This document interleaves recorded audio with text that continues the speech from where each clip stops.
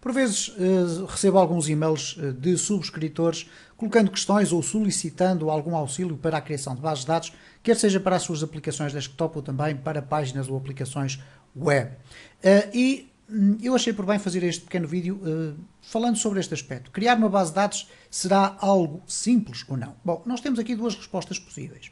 Primeiro, no que diz respeito à questão técnica. Criar uma base de dados é complicado? Não. Criar uma base de dados cinge-se fundamentalmente à utilização, tecnicamente, das ferramentas que nos permitem criar essa base de dados, utilizando um sistema de gestão de base de dados, utilizando uma ferramenta, como eu já tive a ocasião de mostrar nesta playlist, o ADSQL, o PHPMyAdmin, enfim, mil e uma aplicações que existem. A questão que se coloca, no entanto, em termos de complexidade na criação de uma base de dados, não é na utilização das ferramentas que permitem criá-la. É sim no seu desenho, na construção do seu esquema. Ora, é aqui que reside de facto a complexidade e, por norma, construir uma base de dados não é algo muito simples. Porquê? Em primeiro lugar, vai depender da complexidade da aplicação que estamos a tentar criar. Obviamente, isto é uma verdade lá para Alice, quanto mais complicado ou mais complexo ou com mais funcionalidades tem a nossa aplicação, tendencialmente a nossa base de dados vai ser mais complexa. Okay? Até aqui, nada de extraordinário. Agora, há outros fatores. Vai depender também da clareza sobre o que se pretende da aplicação. Muitas vezes nós imaginamos o desenho de uma aplicação e vamos imaginar até como é que ela vai ter o seu aspecto visual, mas esquecemos-nos sistematicamente de pensar como é que organizamos a nossa base de dados. E eu tenho por norma pensar sempre, em primeiro lugar, na base de dados. A estrutura, aquilo que eu vou necessitar de guardar na base de dados.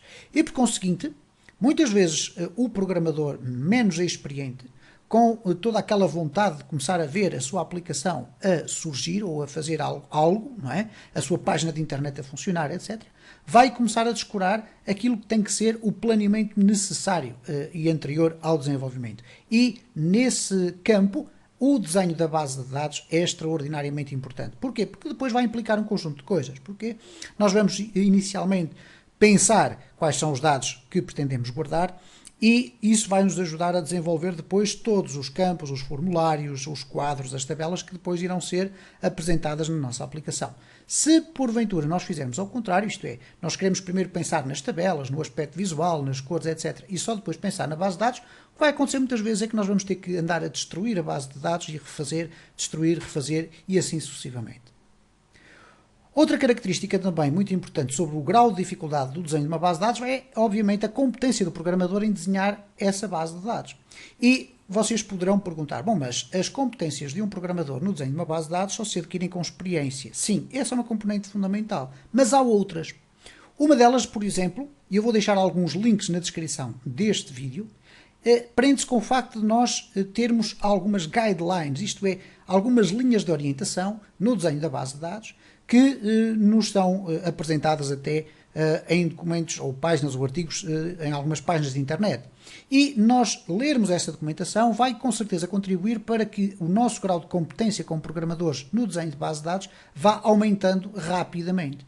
Não se chega apenas a ir desenhar uma base de dados ou desenhar 20 ou desenhar 30 bases de dados se nós continuarmos sistematicamente a cometer os mesmos erros.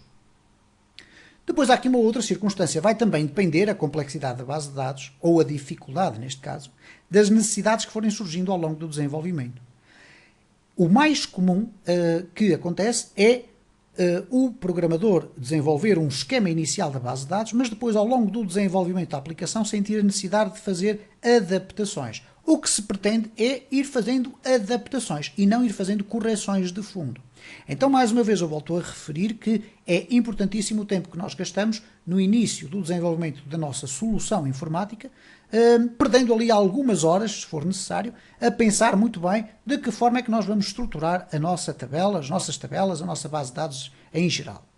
Bom, quais são alguns dos erros mais comuns? Eu poderia estar aqui a perder imenso tempo a falar, eu quero que vocês interpretem este vídeo apenas como uma orientação no sentido de vos estimular para ler os documentos que eu vos vou colocar aqui em link na descrição deste vídeo. E alguns dos erros mais comuns é, por exemplo, pensar no código primeiro, base de dados depois, que foi aquilo que eu já referi. Isto é, nós queremos primeiro ver as coisas a funcionar, mas esquecemos que para que as coisas funcionem, e se é necessário ter uma base de dados, a base de dados necessita de existir primeiro, para depois podermos interagir com ela.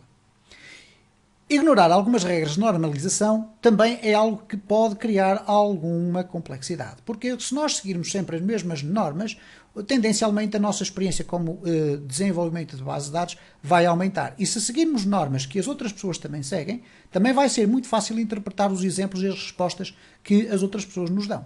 Isso tem a ver com muitos factos, nomeadamente gravar as senhas sempre de forma encriptada, não recorrer à utilização massiva de sufixos nas tabelas ou de prefixos, a questão dos plurais, se devemos escrever sócios ou sócio, etc. E atenção, chamo a atenção para um aspecto fundamental. Regras de normalização não são regras obrigatórias, ok? No entanto, são regras que nos permitem ter uma orientação muito mais interessante quando nós vamos desenhar uma base de dados. Pois há também muito pouco cuidado, por vezes, na definição dos nomes de tabelas e de campos. Nós devemos ser absolutamente claros. E há regras também, ou pelo menos há dicas ou pistas, para a atribuição de nomes às tabelas e aos campos. Por exemplo, um exemplo mais comum é não colocar espaços nos nomes das tabelas, nem colocar espaços nos nomes dos campos, porque isso depois vai nos obrigar, em termos de desenho das queries de SQL, a utilizar mais código do que aquilo que seria necessário. Portanto, embora seja possível utilizar espaços no nome das tabelas, por exemplo, tabela espaço sócio, okay?